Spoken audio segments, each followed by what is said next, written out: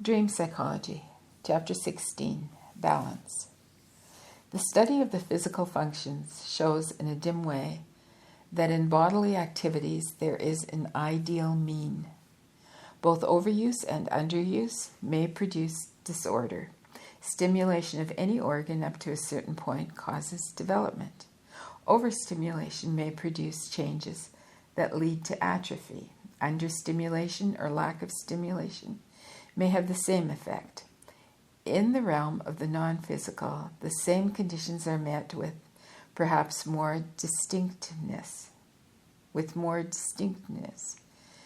The extrovert who pursues a course of unchecked and increasing extroversion will find himself in opposition to a force which comes from the unconscious and which may suddenly cut him off by some disaster from his line of action.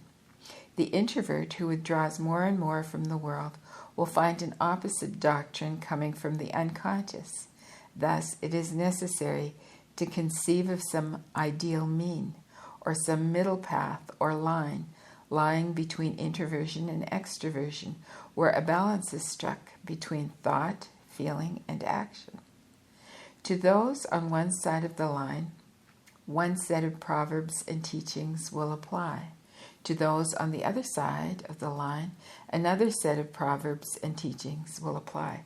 Thus, it is possible to see how it comes about that some of the great teachers of human conduct have spoken in a high form of paradox, and how human wisdom, preserved in proverbs, rests on the same basis. For it is almost always possible to find one proverb to contradict another proverb. To most people, the conception of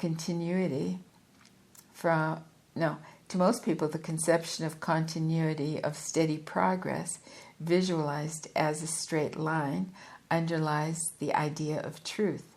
In science, this conception is tacitly affirmed, but in the history of the world, this consistency and steady progress along a line is not found in the record of nations. History is sharply divided from any pattern of scientific truth. It does not present itself as a building rising slowly and persistently, but on the contrary, it shows a continual spectacle of action and reaction, of evolution and involution, of extroversion and introversion. Overlying the whole in terms of a much vaster perspective than those given by ordinary historical methods, progress can perhaps be detected. But to the ordinary observer, what is instantly apparent is that, where life is concerned, the linear progress affirmed by science does not exist. Ebb and flow is everywhere visible. A nation blossoms forth into some great extroversion like that of the Elizabethan age. The tide turns and introversion sets in. If the national experience be contracted to fit into the circle of individual experience, a complete correspondence is found, because it is simply human experience magnified. A man rises, blossoms out into some great individual extroversion, and then suddenly the tide turns and a star sets. The sap dries up, the branch withers, the fires die out.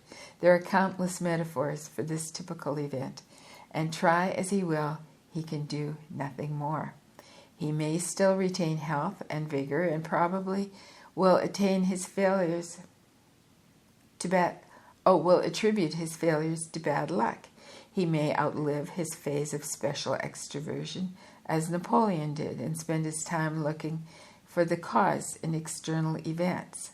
But the true cause lies elsewhere, for something within himself has ceased to be as it once was. It is on this familiar experience, on which the world's pessimism has been lavished, that the vanity of life finds support as a doctrine. But truth does not necessarily lie on the surface. A man who spurs himself on to attain some high pinnacle of fame and comes down with a crash need not be taken as the last word on life, but serves rather as an introduction to the study of life.